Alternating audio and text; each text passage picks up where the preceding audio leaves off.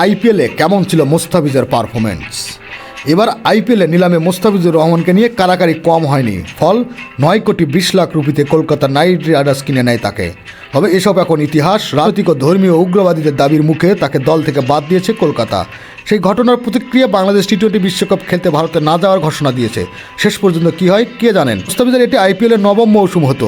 আগের 8 মৌসুমে বাংলাদেশের 72 পেসার কী করেছিলেন বিশ্বের 1 নম্বর ফ্রান্স টি-20 লিগে। মোস্তাফিজুর রহমান আইপিএলের কেরিয়ার 16 উইকেট 17 সেরা 3 উইকেটে 16 রান, ইকোনমি 6.90। এলাম দেখলাম জয় করলাম। আইপিএলে প্রথমবার খেলতে গিয়েই হইচই ফেলেন মোস্তাফিজুর রহমান। নিলামে বাংলাদেশের 72 পেসারকে 1,40,00,000 রুপিতে কেনে সানরাইজ হায়দ্রাবাদ। প্রথম ম্যাচেই 4 ওভারে 26 রান দিয়ে 2 উইকেট নেওয়া মোস্তাফিজ 18তম ওভারে টানা 2 বলে আউট করেন এবি ডিভিলিয়ার্স ও শেন ওয়াটসনকে। শুরুর পর আরও 15 ম্যাচ খেলে 17 উইকেট নেন কাটার মাস্টার।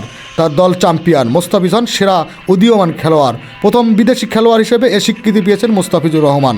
2016 সালে আইপিএলে অভিষেকে সানরাইজ হায়দ্রাবাদের হয়ে 17 উইকেট নিয়েছিলেন মোস্তাফিজুর রহমান। দ্বিতীয় দলের হয়ে বাস্তবতা ও বিসিবির পরামর্শে বিশ্রাম নেওয়া মৌসুমে মাত্র একটি ম্যাচই খেলতে পেরেছিলেন। সেই ম্যাচেও ভালো যায়নি। মুম্বাই ইন্ডিয়ান্সের বিপক্ষে প্রথম ওভারেই 19 রান দিয়েছিলেন। মুম্বাই ইন্ডিয়ান্সের হয়ে ম্যাচ 7 উইকেটও 60, সেরা 3 উইকেটে 24 রান, ইকোনমি 8.36। নিলামে মোস্তাফিজকে 2,20,00,000 রুপিতে কিনে নেয় মুম্বাই ইন্ডিয়ান্স। পুরো মৌসুমে মাত্র 7টি ম্যাচ খেলার সুযোগ পেয়েছিলেন এই 72 পেসার।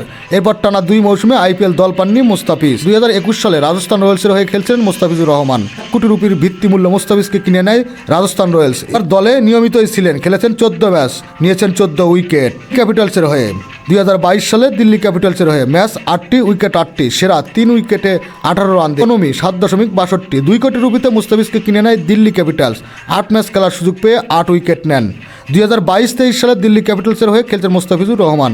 ম্যাচ 2টি, উইকেট 1টি, 1 উইকেটে 38 রান, ইকোনমি 11.28। পারফরমেন্সের বিষয়ে আইপিএল মোস্তাফিজুর রহমান সবচেয়ে বাজে মৌসুম ছিল এটি। মাত্র 2টি ম্যাচ খেলার সুযোগ হয়েছিল। প্রথম ম্যাচে 4 ওভারে 38 রান দিয়ে 1 উইকেট পেলেও পরের ম্যাচে 3 ওভারে 41 রান দিয়ে উইকেট শূন্য থাকেন। সুপার কিংসের হয়ে ম্যাচ 9, চেন্নাই সুপার কিংসের হয়ে ম্যাচ 9 ম্যাচ খেলে উইকেট নেন 14, সেরা 4 উইকেটে 29 রান, ইকোনমি 9.26। 2 কোটি রুপিতে তাকে কিনেছিলেন চেন্নাই সুপার কিংস। সে মাসের দ্বিতীয় সপ্তাহে জাতীয় দলের হয়ে খেলতে যাওয়ার আগে 9 ম্যাচ খেলেন মোস্তাফিজ। ভালোই করেছিলেন, নিয়েছিলেন 14 উইকেট। আইপিএল কেরিয়ারের সেরা বোলিংটা 4 উইকেট বিনায় 29 রানের বিনিময়ে এই মৌসুমেই পেয়েছিলেন।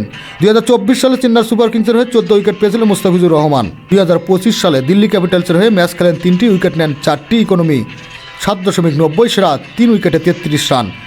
নিলামে নয়, জ্যাক ফ্রেজার মার্কারের বদলি হিসেবে টুর্নামেন্ট শেষ দিকে দিল্লি ক্যাপিটালস তাকে দলে নেয়।